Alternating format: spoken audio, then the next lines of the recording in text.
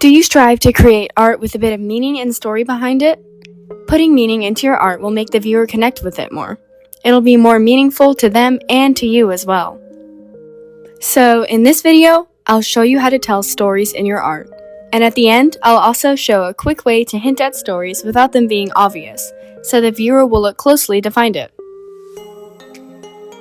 Alright, so something that really helps with building a good story and increasing that connection between you and the viewer is to pull your stories from the heart. And what I mean by this is take experiences or emotions from your own life and use that in your artworks. So for example, if you're trying to draw someone feeling calm, think of a specific time when you felt calm and at peace and incorporate that into your art. And for this illustration currently being shown, these two are sisters, and while drawing this, I was pulling my own experiences with my own sister. The two characters I'm drawing are Mira and Sol, by the way. And next, it's time to talk about changing certain things about the art to better show a story. So sometimes I draw my characters kind of just standing there, and not really interacting with anything at all. And this is more noticeable in illustrations with more than one character in it, as you can see in the images shown. Now, here's what you need to do to fix this. I saw this in another video somewhere, I don't remember where, but basically you need to either have your characters interacting with each other or with an item.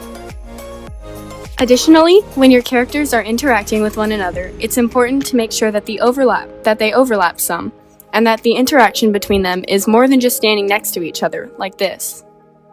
As you can see in the recording I'm showing right now, this is an example of a good interactive pose between characters, although there are better poses for this. Another thing you can do to create a story is use colors to illustrate relationships, personalities, or anything else.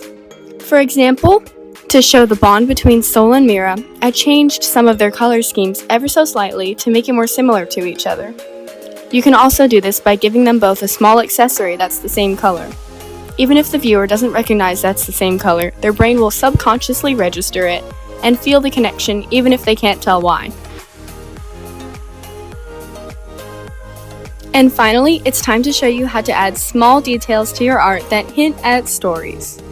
This is something that I haven't heard people talk about very much, and it's also proven extremely useful for building stories and creating a connection between an artist and a viewer. And even if you just drew a random person for your illustration that doesn't have any decided backstory, you can still use this trick. So first, I usually think about what I want to hint at. If it's an existing OC I'm drawing, I might choose something from their written backstory or make something new up about them.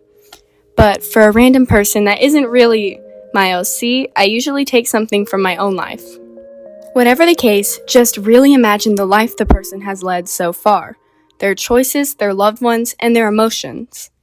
So once you know what you're wanting to hint at, think about the background in the illustration, and if you weren't planning on adding one, I would try to add one in. But anyway, if the background is somewhere inside the person's house or another area kind of personal to them, it makes the step of hinting at things much easier. However, if they're somewhere outdoors or in public, you'll have to try harder to find places to put your hints. Today I'm going to talk about how you can do this for both kinds of backgrounds. Now, for the more personal spaces, you can hint at a lot of things a lot easier than public spaces.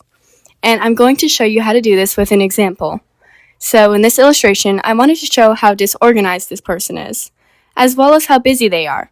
So I drew in a calendar in the back wall with the date way behind it. I also drew in a busy schedule on the calendar. I realize those two might not entirely make sense when you think about it, but that's okay, because it doesn't always have to make complete sense to you. It even leaves spaces for the viewer to make guesses and imagine more about the person. And another example of this was in this other illustration, where I wanted to show that she worked hard in school. So I drew some tests and quiz grades in the back of the scene, kind of hidden with shadows, but still visible if you look. And now for public or outdoor spaces, most of the hinting will have to be done with items on the character or that they're holding. Using the artwork I've been working on throughout the video as an example, I want to show a bit of Mira's backstory, so I'm drawing a paper lying on the ground by her feet. If you look closely and read the paper, you'll see a bit into her story, and the story of the world they live in. But I'm not going to explain it too much in the video because I don't want to spoil too much. That being said, you can really fill your artworks with as many story hints as you want. Just make sure it looks natural and it's not overcrowding the canvas. I would also kind of hide these story hints among other items that give away no story at all. So like in this illustration, I'm also drawing a few blank pieces of paper next to it. This will make it even more rewarding to the viewer when they find these hints and are able to imagine who the person in the artwork is. And a good way to find out more about your character so you'll be able to add these story hints is to imagine them in other worlds. So click the video at the top right of the screen that will be talking about an OC challenge that will help you learn more about your OCs.